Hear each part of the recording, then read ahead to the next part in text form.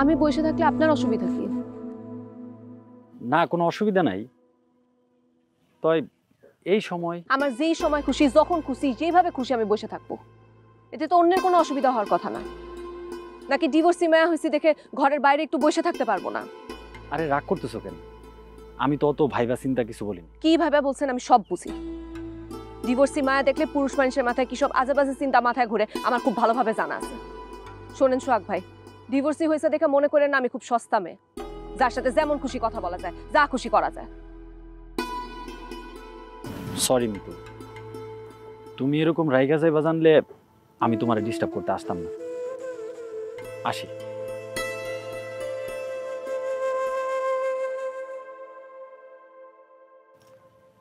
তো একটা কথা, তোমার এই বিয়ের আগে আমি যেরকম জানতাম, যেরকম দেখতাম, এখন আমি তোমার ওরকমই জানি।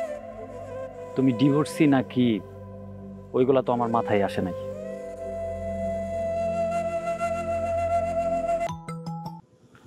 হ্যাঁ মিতু। সোহাগ ভাই, আপনি কাপড়গুলা কালকে দিতে পারবেন? কালকে? এই তুমি না বুধবার কইলা? হ্যাঁ, কিন্তু আমার আসলে কালকেই লাগবো। তো আর একটু আগে কইবা না? আমি তো মাত্র দোকান বন্ধ করে আইলাম। আচ্ছা ঠিক আছে, দেখতেছি। না না, দোকান বন্ধ করলে আর ফেরত যাওয়ার দরকার নাই, আপনি পরশু দিলেই হইব। আরে সমস্যা নাই, বেশি দূর আসি নাই, আমি রাতে করে রাখুন না। আচ্ছা ঠিক আছে। আর শুনেন, হ্যাঁ কও।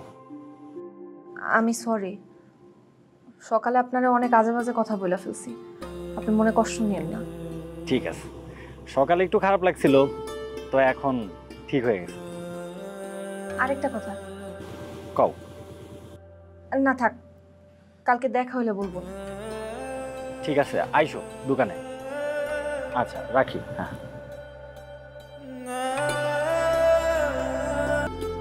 সোহাগ ভাই, জামাগুলো হয়েছে?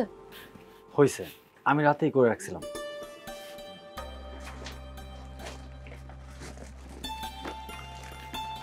কত? 700 হয়েছে, তুমি 600 দাও।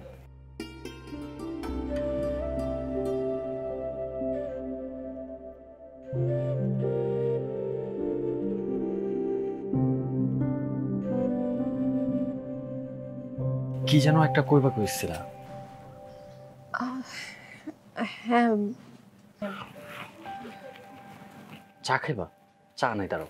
এ রনি, যা সবুজের দোকান থেকে 3টা চা আর 3টা সিঙ্গারা নিয়ে আয়, দৌড় দে। যা যা। এখন কো।